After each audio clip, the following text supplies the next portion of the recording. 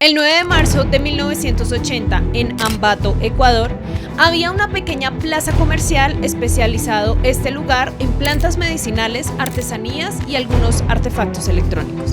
En esos lugares las mujeres se reunían para armar sus puestos de mercado y ofrecer sus productos al público.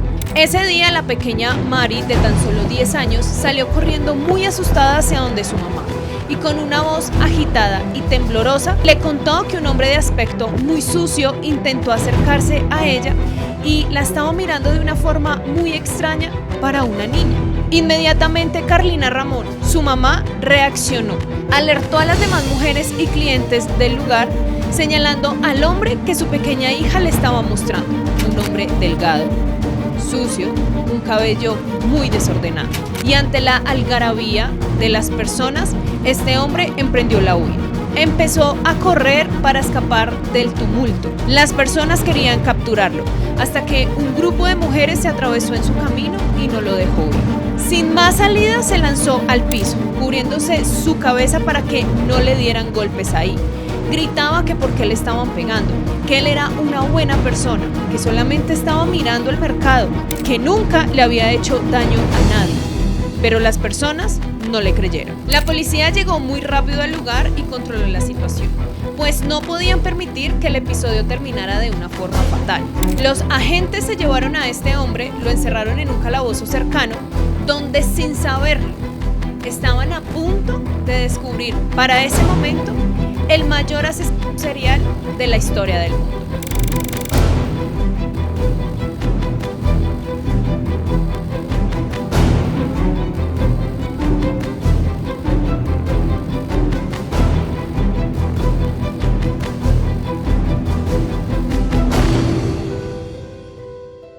Pedro Alonso López nació el 8 de octubre de 1948 en Colombia, exactamente en el departamento del Tolima, en un municipio conocido como Santa Isabel. Colombia estaba viviendo un momento político bastante violento.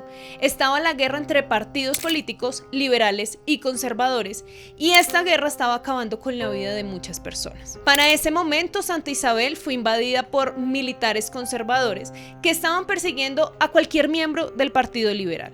Acababan con sus vidas y les quitaban sus propiedades. Los padres de López, Pedro Alonso y Bernilda López, eran liberales. Vivían en medio del campo y se ganaban la vida cosechando alimentos y con la crianza de aves de corral.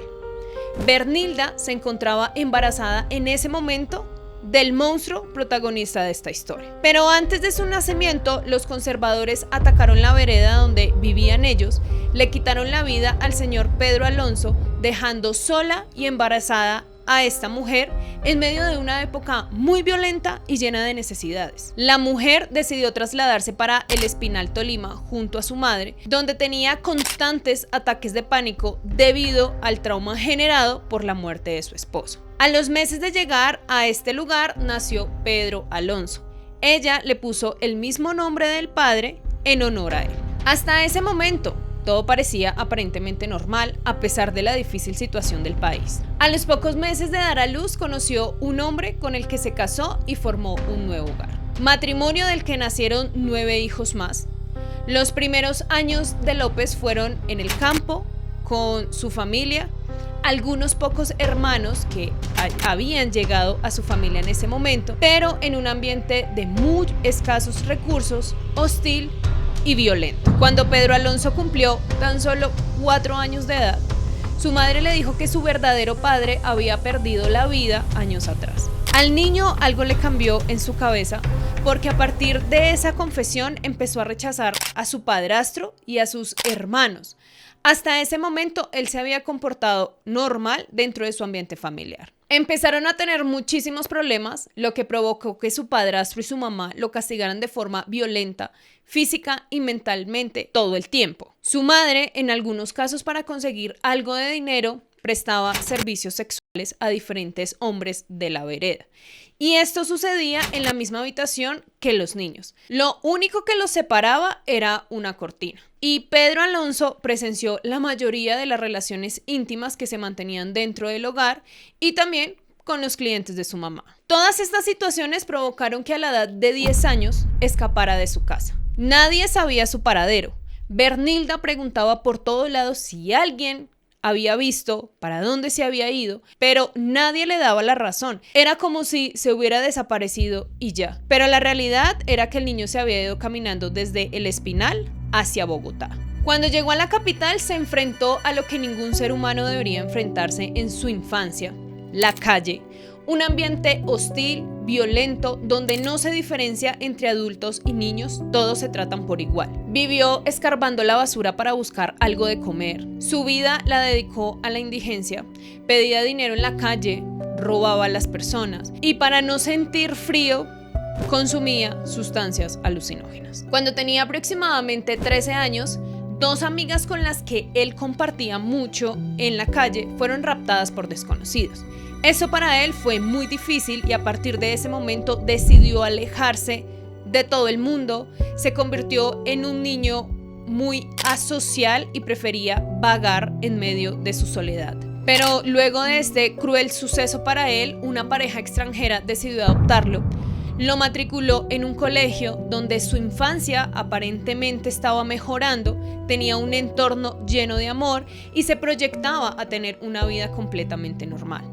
Hasta que, pasados unos pocos meses de haber iniciado el colegio, un profesor intentó abusar de él íntimamente y esto hizo que volviera a escapar de su casa y se refugiara nuevamente en la calle. Cuando tenía aproximadamente 18 años de edad, en 1966, decidió regresar a su casa en El Espinal para buscar a su mamá.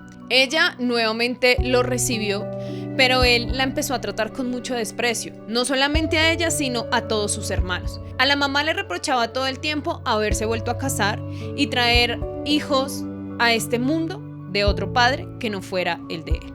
Las hermanas empezaron a quejarse con Bernilda que su hermano mayor las estaba intimidando, tocando abusivamente, hasta que un día ella lo descubrió intentando abusar de la hermana más pequeña y desde ese momento lo sacó a golpes para la calle. Nuevamente quedó totalmente solo y desprotegido hasta que en 1969 fue capturado por hurto y condenado a 7 años de prisión, donde nuevamente las diferentes circunstancias hicieron que su daño psicológico empeorara bastante. Porque en uno de esos días en la cárcel, sin darse cuenta, fue atacado físicamente por otros presos y luego el preso más peligroso lo abusó íntimamente.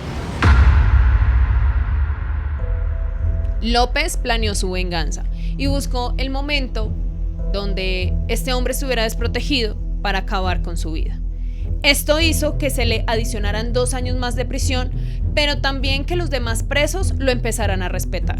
En 1978 quedó en libertad y una vez pisó la calle, juró nunca volver a estar en la posición de víctima, sino que él tenía que ser el victimario. A los pocos días de retomar su libertad, se fue caminando hacia el Salto de Tequendama en Cundinamarca, muy cerca a Bogotá, y por carretera encontró una pequeña de tan solo 10 años. Él se le acercó, entabló una conversación para ganarse su confianza y luego la atacó con todas sus fuerzas. La niña suplicaba que no le hiciera nada, pero cada súplica parecía alimentarle su deseo de hacerle daño. Salían a flote sus sentimientos más oscuros y la atacaba sin piedad.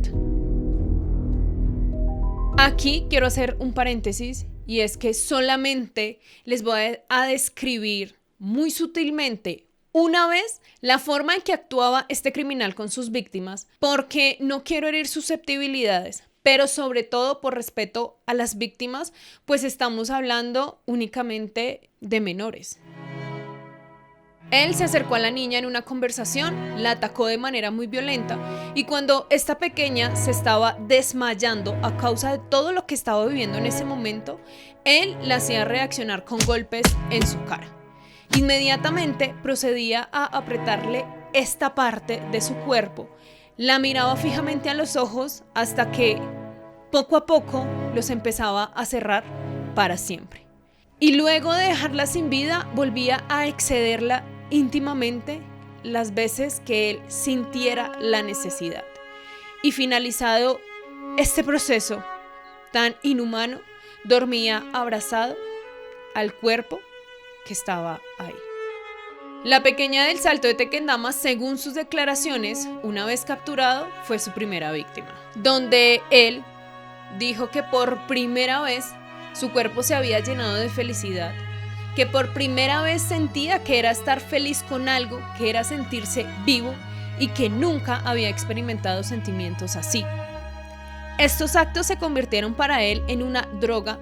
Sentía la necesidad de experimentar una y otra vez estas sensaciones tan intensas. Así que empezó a hacer un recorrido desde Bogotá hacia El Espinal, luego para Neiva, y empezó a recorrer el país aproximadamente durante 2 años. Y en el camino iba dejando sus víctimas, pero sin ningún rastro. Las familias empezaban a reportarle a la policía que sus hijas estaban desaparecidas, pero nunca encontraron una pista sobre sus paraderos. No encontraban sus pertenencias, nadie sabía para dónde se habían ido, el rastro se perdía totalmente. Este hombre atravesó Colombia hasta Ipiales y de ahí pasó la frontera para ingresar a Ecuador.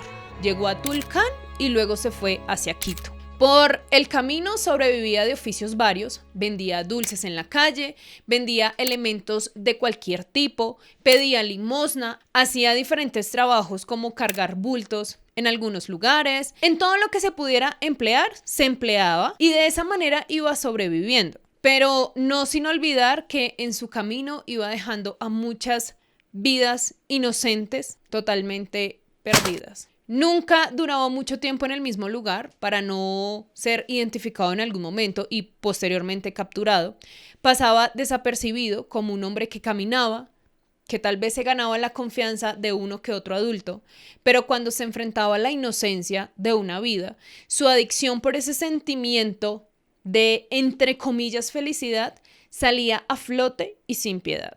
Algo que empezó a alertar a las autoridades era que las niñas pertenecían a un mismo grupo característico.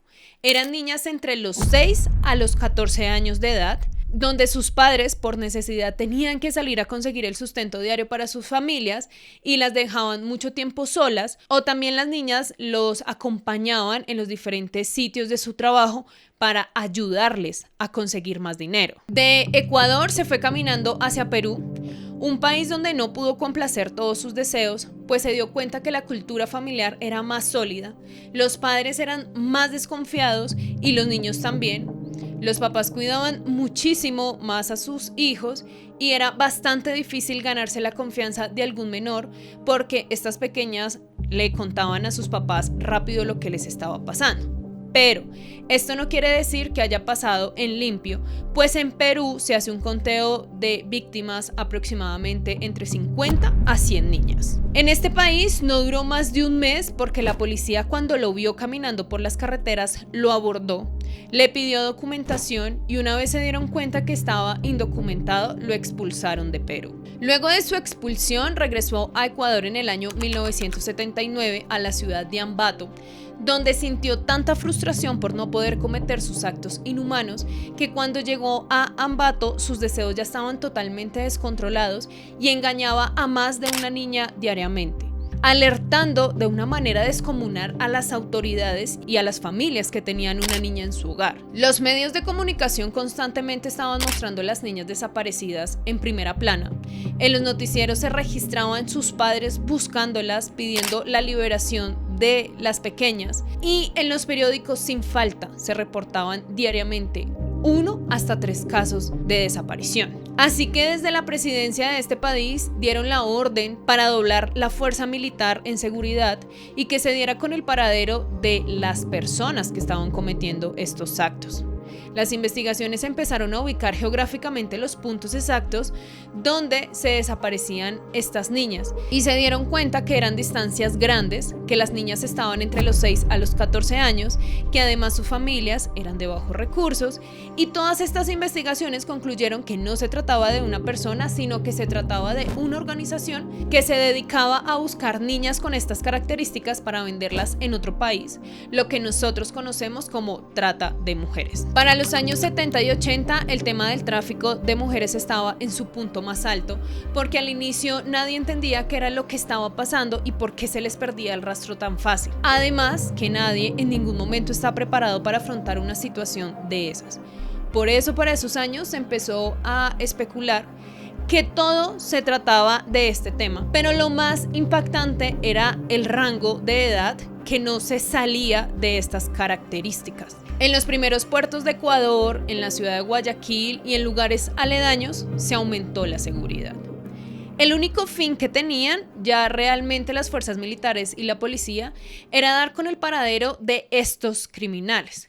Revisaban los bares, los restaurantes, los calabozos, las oficinas de empleo, los hospitales donde se encontraba la zona de donación de órganos. Cualquier lugar era sospechoso para encontrar alguna de estas niñas. Pero lastimosamente no encontraban nada que les diera al menos una pista, y por falta de todas estas evidencias, la policía ecuatoriana no tuvo más remedio que buscar ayuda en Colombia con el F2, que era parte de la policía secreta y judicial del país y se especializaba en estos casos tan delicados. Pero una vez los contactaron, la sorpresa que se llevaron las autoridades de Ecuador cuando se lo reportaron a Colombia era que 2 años atrás en Colombia se presentaron casos masivos de desaparición de niñas con las mismas características en la frontera con Ecuador.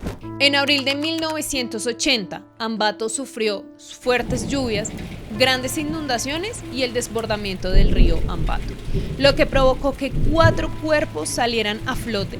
Pertenecían a niñas que estaban desaparecidas y estaban dentro de las características que ya les nombré. Ahí en ese momento, según los estudios clínicos que le hicieron a los cuerpos, según todos estos análisis, entendieron que el autor de todo esto planeaba sus crímenes y los ejecutaba de una manera muy cuidadosa. A los 10 días de haber encontrado esta terrible escena, en la plaza Urbina de Ambato, la pequeña Mari de 10 años alertó a su mamá sobre un hombre sospechoso que intentó acercarse a ella. Para ese entonces, Ecuador estaba buscando el culpable de todos estos crímenes y las niñas, la mayoría ya sabía el riesgo que estaba corriendo. Por eso, esta niña salió muy asustada a los brazos de su mamá. La multitud no lo dejó escapar, la policía controló la situación y lo capturó. En esos últimos meses de estar buscando a los verdaderos culpables, ya las personas con cualquier sospechoso reaccionaban de manera muy violenta, los agredían y la policía tenía que intervenir para que estas situaciones no terminaran en ninguna tragedia. Una vez encerraron a Pedro Alonso en los calabozos mientras le hacían diferentes preguntas. Él afirmaba ser una buena persona y tener el corazón limpio.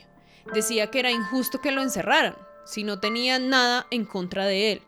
Se mostró como un hombre amable, sonriente, dispuesto a colaborar en todo lo que la policía le decía. En el interrogatorio contó que se dedicaba a viajar, que trabajaba en lo que podía, que a veces pedía limosna y ayudaba a cargar bultos en las plazas de mercado, que por eso estaba en ese lugar, y que la manera de transportarse entre las ciudades era caminando. Dijo ser colombiano, que no tenía documentos, pero que su nombre era Pedro Alonso López. El capitán Pastor Córdoba, al ver esta actitud tan amigable, decidió entrar en su juego y convertirse en un amigo. Le llevaba cosas de comer, cigarrillos, él se sentaba a fumar con él y a entablar una conversación fluida sin nada que lo hiciera sentir juzgado. Se interesó por sus sentimientos, por su estado de salud y López empezó a ceder poco a poco hasta el punto que le decía que no entendía por qué la gente lo estaba golpeando si él era un hombre bueno, pero sobre todo un hombre muy evolucionado y que solamente por donde iba caminando lo único que él hacía era un bien para la comunidad.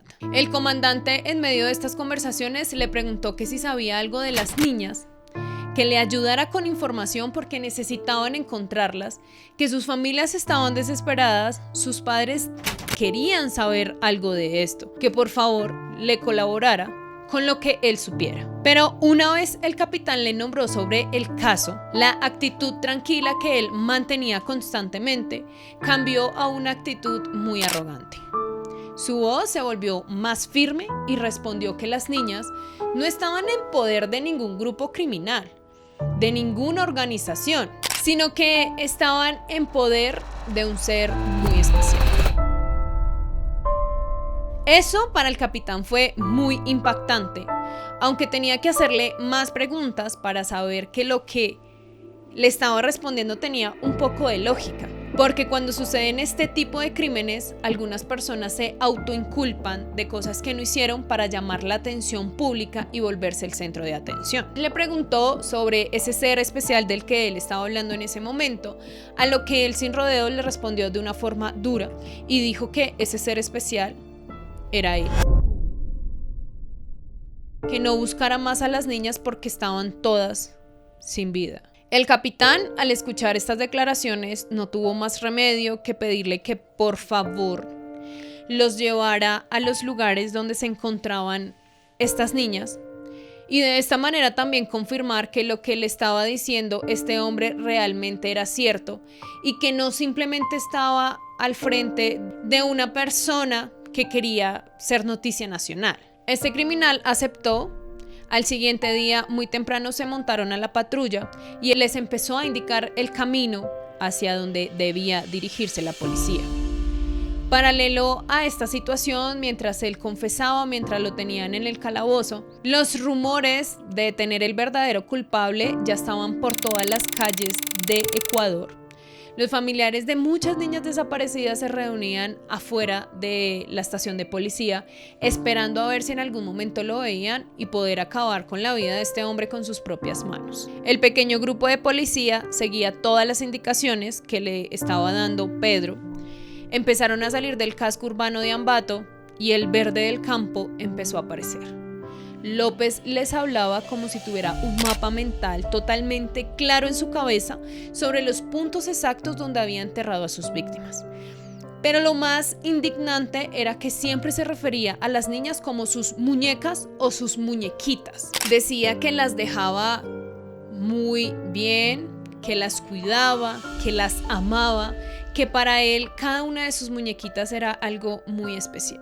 Después de andar algunas horas por veredas, de repente Alonso pidió detener el vehículo.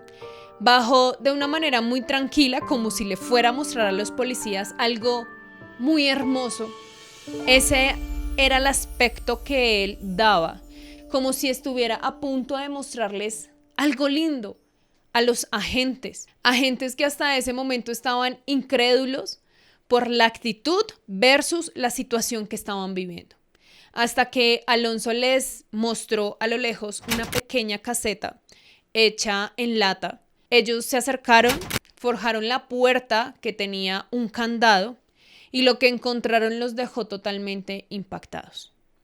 El cuerpo pequeño de una niña estaba ahí, su ropa, sus pertenencias alrededor y las descripciones de su estado sobran. Los agentes tuvieron que contener la rabia porque se dieron cuenta que se estaban enfrentando al mayor asesino de la historia. Los médicos forenses hicieron el levantamiento y se concluyó que la niña había sido accedida íntimamente en repetidas ocasiones luego de haber perdido la vida. Y además que una causa de su fallecimiento fue por estrangulamiento. Al cotejar las pruebas de ADN se dieron cuenta que la niña se llamaba Ivanova Jácome. Fue la primera víctima que hallaron luego de la captura. Desde la presidencia ecuatoriana se dio la orden de llevar a este criminal por todos los puntos donde él les indicara para poder recuperar el mayor número posible de cuerpos. Ese mismo día lo llevaron a las oficinas de la policía a interrogarlo. El capitán Córdoba, haciendo un gran sacrificio, se mantuvo en su papel de amigo, de preocuparse por él y no hacerlo sentir juzgado.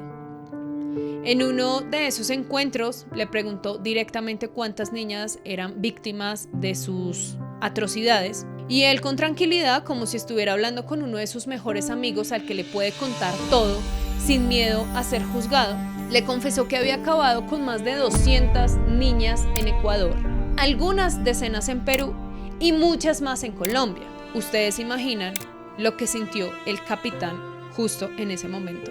En asuntos criminales, cuando se trata de personajes como este, a muchos les encanta exagerar las cifras de sus víctimas porque son personas que quieren siempre ser el centro de atención y sentir que quieren el poder. Por eso, este grupo de criminales que se dedica a acceder personas íntimamente, según estudios en psicología criminal, el hecho de poder someter a alguien los hace sentirse dueños de la vida y también experimentar emociones que no pueden experimentar de alguna otra manera. Las manos para ellos representan el poder y generalmente este tipo de criminales no utiliza ningún elemento para quitarle la vida a sus víctimas, sino lo único que utilizan son sus manos para sentirse completamente satisfechos. En la mayoría de casos, las investigaciones y los estudios psicológicos arrojan que gran parte de estas confesiones son falsas, que exageran el número total de víctimas, pero en las investigaciones que se le hizo al monstruo de los Andes, las suyas sí fueron comprobadas. El capitán Córdoba, luego de enfrentarse a todas estas confesiones, intensificó mucho sus visitas al calabozo, quien siempre lo recibía emocionado y con una gran sonrisa era ver pasar a su mejor amigo por esa puerta. Él siempre se mostró dispuesto a ayudar a los agentes para llevarlos al lugar donde tenía guardada a sus muñequitas. En Ecuador vivieron después de todo eso semanas y semanas viendo escenas y conociendo historias inimaginables. Las páginas del periódico y en los noticieros se empezaron a reportar niñas que habían sido encontradas porque este criminal llevaba a los policías. Lo que más desgarraba los sentimientos de la sociedad eran las respuestas despreocupadas que quedaban guardadas en esas entrevistas que le hacían, donde con una actitud muy despreocupada contaba que él no había acabado con nadie, que todos estaban equivocados y que él era una persona muy especial, enviada por un ser superior para salvar las niñas de todos los países, para salvarlas de tanto sufrimiento y tanta pobreza. Decía que cuando él veía a una niña desamparada en la calle, él tenía la misión de llevarla a descansar. Yo soy la revelación de los seres humanos porque todavía no he procreado una semilla. Yo no tengo sino 7 o 8 juicios y por esto ya han agregado, mejor dicho, más de lo que no es. También confesó que había acabado con muchas, que no sabía el número exacto, que tal vez ya había perdido la cuenta, pero que su misión en Ecuador había sido bastante compleja, donde por lo menos recordaba haber salvado en sus palabras a 200 niñas, aproximadamente 50 en Perú, pero que allá nadie lo dejó terminar su misión, y en Colombia muchísimas más, que si se pusieran a buscarlas a todas, podían durar haciendo esa investigación más de 3 o 4 años. Cuando le preguntaban qué iba a hacer ahora, luego de estar capturado, él decía que por el momento iba a ayudar a encontrar a sus muñequitas a la policía y que una vez estuviera en libertad se iba a ir para Estados Unidos porque tenía que seguir con su misión, porque en ese país habían niñas que sufrían y lo que él estaba haciendo en la tierra era cumpliendo un deber. Los rasgos sádicos que tenían los crímenes de este hombre siempre eran rutinarios, siempre actuaba de la misma manera, tenía una obsesión por ver en los ojos de su víctima el momento de la muerte. Esto es una característica en su manera de actuar, la necesidad de ejercer control sobre el mundo y poder sentirse omnipotente. El 2 de enero de 1999, un fotógrafo estadounidense publicó una entrevista que había tenido con Pedro Alonso, donde él le decía al fotógrafo: me sentía satisfecho con un asesinato si lograba ver los ojos de la víctima. Había un momento divino cuando ponía mis manos alrededor del cuello y observaba cómo se iba apagando la luz en sus ojos. El instante de la muerte es terriblemente emocionante, era como una fiesta. Además, el hecho de, como se los mencioné anteriormente, de dormir abrazado a los cuerpos, demostraba que se sentía relajado y muy tranquilo luego de toda la ansiedad que le producía el momento. En una conversación con el capitán Córdoba, le dijo que después de dormir con sus muñequitas, quedaba tranquilo y lleno de energía. En medio de las investigaciones y con el pasar de los meses, salieron de la ciudad de Ambato y empezaron a recorrer diferentes provincias de Ecuador viajaban de pueblo en pueblo, de escena del crimen en escena del crimen. Recolectaban pruebas y denuncias en contra de este criminal. Aunque lastimosamente muchos cuerpos no aparecieron, no pudieron ser recuperados, tal vez por las condiciones del clima, por los animales, por diferentes temas de la zona. Es decir, él llevaba a los policías a un lugar, pero luego no podían encontrar nada por diferentes dificultades. En Ecuador se llegó a recuperar en total 57 cuerpos. En 1981 fue condenado a 16 años de prisión. Era la pena máxima contemplada en la legislación penal ecuatoriana, pues en Ecuador, y así como también en Colombia, no se contempla la pena por acumulación de crímenes. Es decir, es lo mismo pagar una condena por quitar la vida de una persona que quitársela a 10, 50, 100. La condena es la misma. Fue recluido en el penal García Moreno de Quito, en el pabellón B, donde nunca dio ningún problema. Se dedicó a trabajar y a desempeñar diferentes labores de cocina y en la biblioteca. López cumplió su condena en 1994. Las autoridades judiciales intentaron retenerlo mucho más, pero era ir en contra de las mismas leyes. Además, recibió rebajas por buen comportamiento. En total, le rebajaron a su pena 3 años. Una vez lo dejaron en la calle, un grupo de policías lo estaba esperando afuera de la cárcel para volverlo a capturar por el motivo de no tener documentos. Pero luego de volver a ser capturado, el juez le dijo que por ser extranjero no podía estar en Ecuador y ordenó que se deportara para Colombia. Una caravana de policías lo llevó a la frontera. En Colombia lo estaban esperando los agentes del Departamento Administrativo de Seguridad para judiciarlo, ya que todos eran conscientes del nivel de peligro al que las niñas estaban expuestas en Colombia. Pero lastimosamente no existía una orden judicial en su contra. Lo único que pudieron hacer fue que entre todos los policías en ese momento reunieran dinero para pagarle una habitación en un hotel en la ciudad de Pasto, donde lo mantenían vigilado 24 horas, los 7 días de la semana, pero mientras los policías estaban ahí afuera, él nunca salió a la calle. Después de estar en esta habitación una semana, llegó una orden de captura.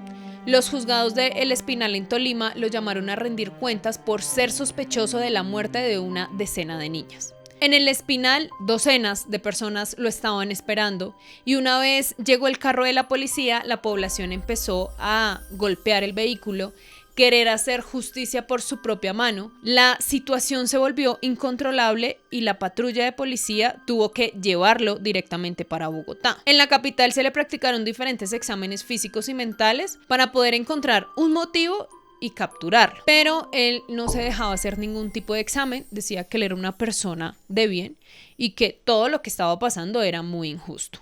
He sido víctima por un prejuicio de las publicidades, que han exagerado más de lo que no es. A la semana tuvieron que regresarlo para El Espinal, donde las personas ya estaban un poco más calmadas, donde nadie lo estaba esperando afuera de la estación de policía. Solo tenía una denuncia de la señora Alba Sánchez, quien dijo que años atrás se encontraba en su vivienda con su hija Flor Alba, que la niña estaba jugando en la calle y ella estaba haciendo en ese momento las labores del hogar, que por la ventana vio cuando un desconocido se le acercó a su hija y su niña se fue caminando con él, pero que ella siguió terminando lo que estaba haciendo en la casa y no le prestó mayor atención, y que a partir de ese día no la había vuelto a ver, sino hasta cuando fue encontrada sin vida en una zona rural cercana a su hogar, y que años más tarde, cuando mostraron por televisión a este hombre, lo reconoció y dijo que él se había llevado a su hija. La fiscalía utilizó ese testimonio y exámenes que le habían practicado años atrás a la niña cuando la encontraron para vincularlo a la investigación. Y efectivamente, según los resultados médicos que se hicieron, López era el responsable de su muerte. Fue condenado por este homicidio, pero su defensa solicitó un peritaje psiquiátrico y médico donde se concluyó que se encontraba en un estado psicótico y que por lo tanto, según las leyes, era inimputable. Es decir, que a estos sujetos no se les culpa de sus actos y que no tienen conciencia ante la gravedad de lo que están haciendo en esos momentos. motivo por el cual debe ser tratado por médicos especialistas y que su condena se cumpla en una clínica psiquiátrica. En el año 1994 fue trasladado al psiquiátrico de la cárcel Modelo en Bogotá, donde siempre se mostraba físicamente muy activo, le gustaba hacer ejercicio, no necesitaba medicamentos fuertes y generalmente todos los días leía libros o miraba televisión. Pasaron 2 años y casi nadie recordaba al criminal. La prensa y el país lo olvidaron y fue liberado en 1998 por considerarse curado. La condición para quedar en libertad era reportarse con frecuencia en la cárcel y seguir siendo tratado por un psiquiatra. Pero una vez tocó la calle, nunca más regresó. Y hoy en día no se tiene ninguna pista de su paradero.